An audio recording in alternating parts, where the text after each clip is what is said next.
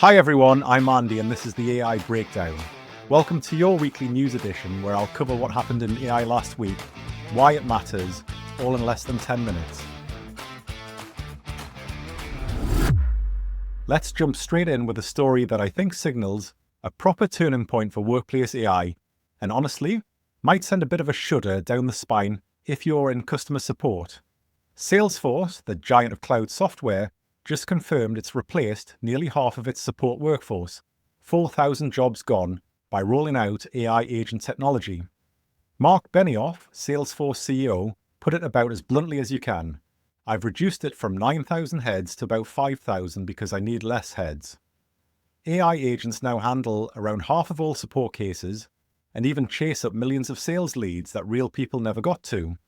Some of the reassigned staff have landed in other parts of the business, but make no mistake, this is one of the broadest AI-driven job shifts at a big tech firm so far. Now, depending on your perspective, this is either a productivity masterstroke or a worrying taste of what's to come.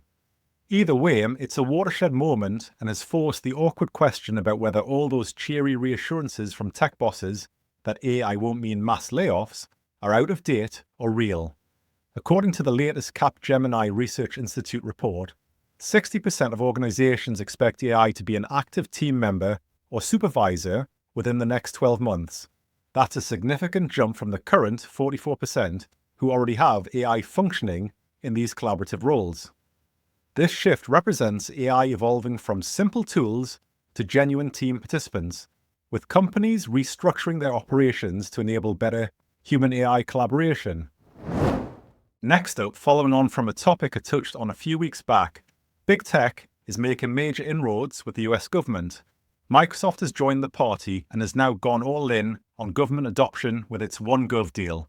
They're offering millions of US federal employees free access to Microsoft 365 Copilot for the next year, plus substantial Azure cloud discounts that could extend for 3 years. And get this, the total estimated saving for US taxpayers is a whopping $3.1 billion in just the first year alone. Now let's talk about the shift to agentic AI. Gartner's making a bold prediction. By 2026, a whopping 40% of enterprise applications will have task-specific AI agents built right in. That's up from just 5% today.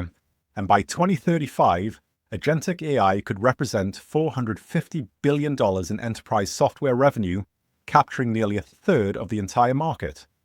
And whilst I always take these predictions with a pinch of salt, the direction is clear. We are quickly moving into the AI-powered era. But today's biggest challenge isn't just dreaming up AI applications, it's turning those slick PowerPoint promises into genuine real-world value.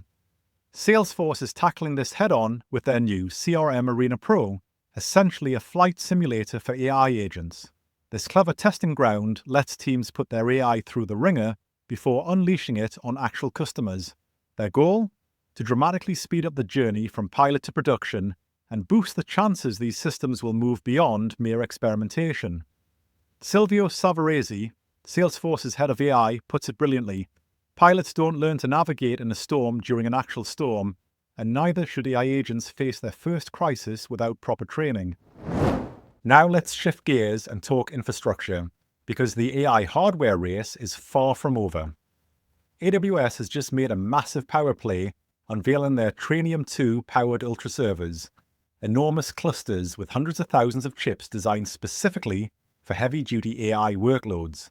And this isn't just talk. Apple has already signed on as an early customer, while Anthropic plans to run its models on AWS's new supercomputer.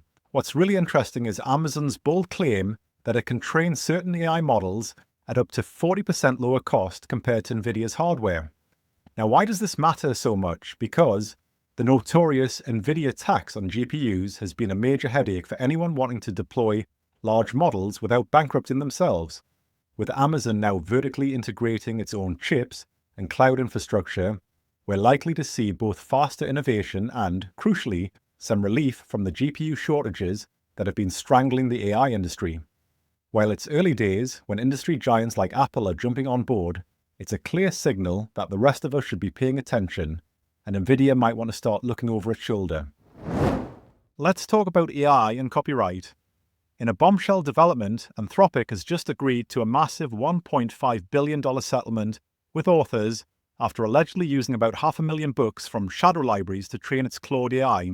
That breaks down to roughly $3,000 per book, and critically, they've agreed to purge all that pirated content from their systems.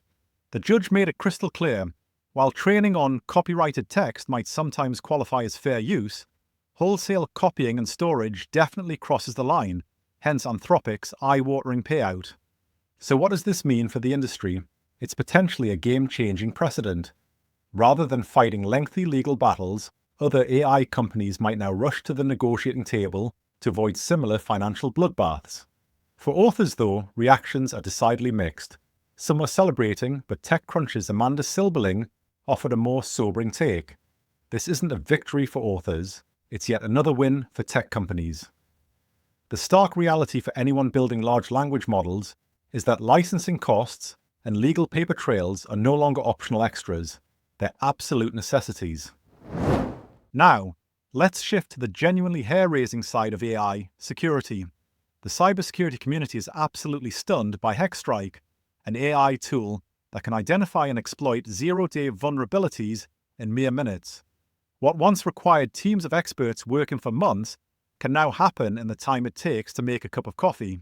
The proof-of-concept demonstration left security professionals speechless. But there's a silver lining. Organizations can use this for defensive testing to spot their own weaknesses before attackers do. But here's the sobering reality. The barrier to entry for cyber attacks is plummeting dramatically.